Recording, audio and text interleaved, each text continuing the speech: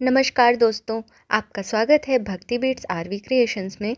आज हम बात करेंगे भारत के सबसे पवित्र और सच्चे पर्व डाला छठ पूजा की। यह पर्व सिर्फ पूजा नहीं, बल्कि आस्था, शुद्धता और समर्पण का उत्सव है, जो सूर्य देव और छठी मैया को समर्पित होता है। छठ पूजा की परंपरा प्राचीन काल से चली आ रही है। माना जाता है कि जब भगवान राम 14 वर्ष का वनवास पूरा कर अयोध्या लौटे, तब माता सीता ने कार्तिक शुक्ल षष्ठी के दिन सूर्य देव की उपासना की थी।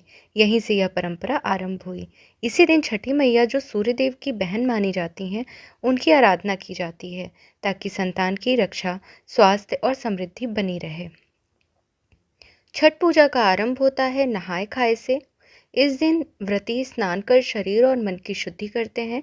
घर की सफाई होती है और भोजन पूरी तरह सात्विक बनाया जाता है। आमतौर पर इस दिन लौकी, चने की दाल, भात खाया जाता है, क्योंकि ये पवित्रता और सादगी का प्रतीक है। इस भोजन को ग्रहण करने के बाद ही व्रत का संकल्प लिया जाता है।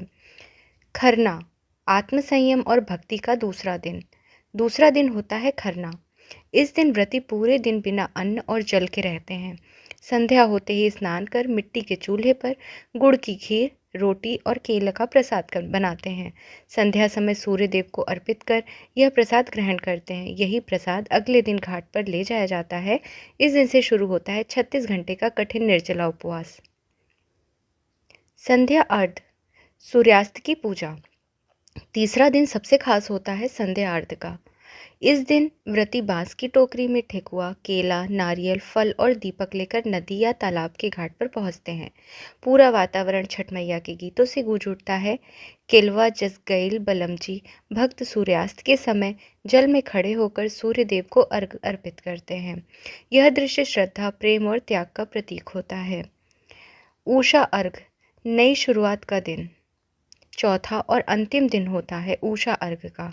सुबह सुबह जब पहली किरण पृथ्वी को छूती है, व्रती जल में खड़े होकर उगते सूर्य को अर्घ अर्पित करती है। माना जाता है कि इस अर्घ से परिवार में नई ऊर्जा, स्वास्थ्य और समृद्धि का संचार होता है। इसके बाद पारण किया जाता है और प्रसाद वितरण होता है। छठ पूजा में सूर्योदय और सूर्यास्त के समय अर्घ देना सिर्फ परंपरा नहीं, बल्कि प्रकृति से जुड़ने का माध्यम है। सूर्य की किरणें शरीर को ऊर्जा देती हैं और मन को सकारात्मकता से भर देती है। वैज्ञानिक दृष्टि से भी सूर्य की अल्ट्रावायलेट किरणें इस समय सबसे संतुलित होती हैं, जो शरीर में विटामिन डी का निर्माण करती हैं। इसलिए छठ पूजा को सूर्य ऊर्जा साधना भी कहा जाता है। छठ पूजा के कुछ नियम और सावधानियाँ। छठ पूजा में सबसे ज़्यादा ध्यान रखा जाता है शुद्धता और संकल्प का।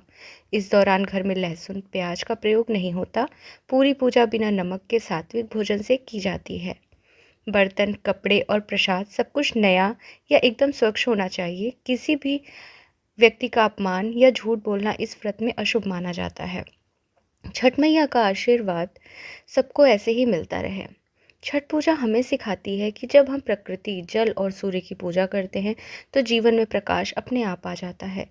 छठ मैया का आशीर्वाद हर उस घर में पहुंचता है जहां भक्ति और सच्चाई है।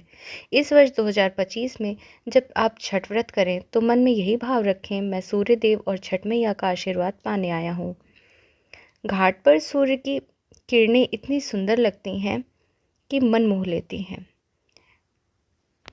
आइए अब जान लेते हैं कि छठ पूजा कब मनाई जाएगी। नहाय खाए 25 अक्टूबर शनिवार के दिन। शुद्धता की शुरुआत, खरना 26 अक्टूबर 2025 रविवार। निर्जला उपवास यहाँ से प्रारंभ होगा।